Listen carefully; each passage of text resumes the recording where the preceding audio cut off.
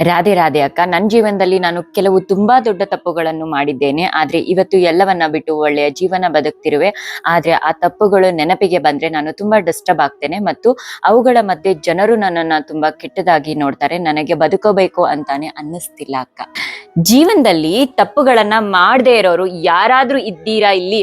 ಪ್ರತಿಯೊಬ್ರು ಒಂದಲ್ಲ ಒಂದು ತಪ್ಪುಗಳನ್ನ ಮಾಡಿದವ್ರೆ. ನನ್ನನ್ನು ಸೇರ್ಸಿ ಹೇಳ್ತಾ ಇದ್ದೀನಿ, ಮನುಷ್ಯ ತಪ್ಪು ಮಾಡೋದು ಸಹಜ ಅಲ್ವಾ? ತಪ್ಪುಗಳು ನಮ್ಮನ್ನ ಕೆಡಿಸೋದಕ್ಕಿಂತ ಹೆಚ್ಚಾಗಿ ನಮ್ಮನ್ನ ಕಲಿಸೋದಕ್ಕೆ ಬಂದಿರುತ್ತವೆ.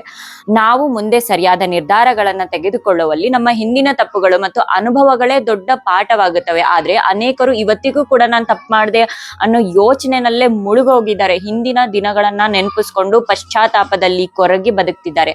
ಆದ್ರೆ ಒಂದನ್ನ ನೆನ್ಪಿಟ್ಕೊಳ್ಳಿ, ಆಗಿದ್ದದ್ದು ಬಿಟ್ಟಾಕಿ ಮುಗ್ದೋಗಿರೋ ಅಧ್ಯಾಯವನ್ನ ಮತ್ತೆ ಮತ್ತೆ ಓದಿ ಏನ್ ಪ್ರಯೋಜನ? ಪಶ್ಚಾತ್ತಾಪ ಆಗಿದೆ ಅಂದ್ರೆ ಸಾಕು, ಅದೇ ಒಂದು ರೀತಿಲಿ ಪ್ರಾಯಶ್ಚಿತ್ತ ಕೂಡ. ಈಗ ನಿಮ್ ಮುಂದೆ ಉಳಿದಿರೋದು ಒಂದೇ ದಾರಿ.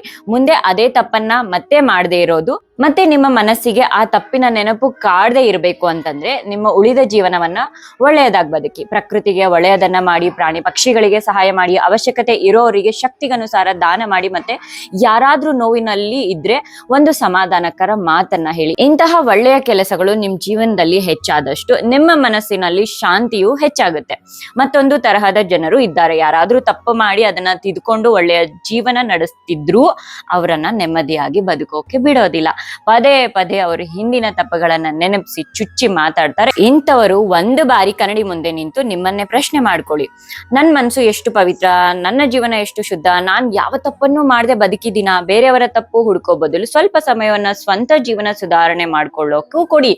ಮತ್ತು ಯಾರ ಬಗ್ಗೆನಾದ್ರೂ ಮಾತಾಡ್ಬೇಕು ಅನ್ಸಿದ್ರೆ ಅವರ ತಪ್ಪುಗಳನ್ನಲ್ಲ, ಅವರಲ್ಲಿರುವಂತಹ ಒಳ್ಳೆ ವಿಚಾರಗಳನ್ನ ಮಾತಾಡಿ. ಯಾಕಂದ್ರೆ ಪ್ರತಿಯೊಬ್ಬರಲ್ಲೂ ಯಾವ್ದಾದರೂ ಒಳ್ಳೆಯ ಗುಣ ಖಂಡಿತವಾಗ್ಲೂ ಇದ್ದೇ ಇರುತ್ತೆ. ಅದನ್ನು ಸ್ವಲ್ಪ ನೋಡೋದನ್ನ ಕಲಿತ್ರೆ ನಿಮ್ಮ ಮನಸ್ಸಿಗೂ ಶಾಂತಿ ಸಿಗುತ್ತೆ. ಮತ್ತೆ ಯಾರು ತಮ್ಮ ತಪ್ಪುಗಳ ಬಗ್ಗೆ ತುಂಬಾ ಚಿಂತಿಸ್ತಿದ್ದೀರೋ ಅವರಿಗೆ ಒಂದು ಮಾತು, ಭಗವಂತ ಗೀತೆಯಲ್ಲಿ ಸ್ಪಷ್ಟವಾಗಿ ಹೇಳಿದ್ದಾನೆ, ಯಾರು ನನ್ನಲ್ಲಿ ಸಂಪೂರ್ಣವಾಗಿ ಶರಣಾಗ್ತಾನೋ ನಾನು ಅವನ ಎಲ್ಲಾ ಪಾಪಗಳನ್ನ ನಾಶ ಮಾಡ್ತೇನೆ. ಹಾಗಾಗಿ ಇಷ್ಟು ಚಿಂತಿಸುವ ಅಗತ್ಯವೇ ಇಲ್ಲ. ಭಕ್ತಿ ಮಾಡಿ, ಶರಣಾಗಿ, ಕ್ಷಮೆ ಕೇಳಿ ಮತ್ತು ನಿಮ್ಮ ತಪ್ಪಿನಿಂದ ಪಾಠ ಕಲಿತು ಮುಂದೆ ಸರಿಯಾಗಿ ಬದುಕಿ. ಭಗವಂತನೇ ಕ್ಷಮಿಸಿರ್ಬೇಕಾದ್ರೆ ಜನರ ಬಗ್ಗೆ ನಾವ್ ಯಾಕೆ ಇಷ್ಟು ಚಿಂತಿಸ್ಬೇಕು? ಜನರು ಇರೋದೇ ಮಾತಾಡಕ್ಕೆ. ಅವ್ರು ಹೇಗಿದ್ರು ಮಾತಾಡ್ತಾರೆ. ನೀವು ತುಂಬಾ ಒಳ್ಳೆಯವರಾಗಿದ್ರು ಕೂಡ ಅದಕ್ಕೂ ಅವ್ರು ಏನಾದ್ರೂ ಹೇಳ್ತಾನೆ ಇರ್ತಾರೆ. ಹಾಗಾಗಿ ಅವರನ್ನ ಎಷ್ಟಾಗುತ್ತೋ ಅಷ್ಟು ಇಗ್ನೋರ್ ಮಾಡಿ, ಎಲ್ಲಾ ಮಾತುಗಳನ್ನ ಮನಸ್ಸಿಗೆ ತಗೊಳ್ಳೇಬೇಕು ಅನ್ನೋದೇನು ಇಲ್ಲ ಮತ್ತು ಎಲ್ಲಾ ವಿಚಾರಗಳಿಗೂ ಉತ್ತರ ಕೊಡ್ಲೇಬೇಕು ಅನ್ನೋದು ಇಲ್ಲ. ನಮ್ಮ ಶಾಂತಿ ಮುಖ್ಯ ಅನ್ನೋದಾದ್ರೆ ಕೆಲವೊಂದಕ್ಕೆ ಉತ್ತರ ಕೊಡದೇ ಇರೋದೇ ಉತ್ತಮ. ಮನಸ್ಸನ್ನ ಹಗುರ ಮಾಡ್ಕೊಳ್ಳಿ ಮತ್ತು ಶಾಂತಿಯಿಂದ ಬದುಕಿ. ಹರೇ ಕೃಷ್ಣ.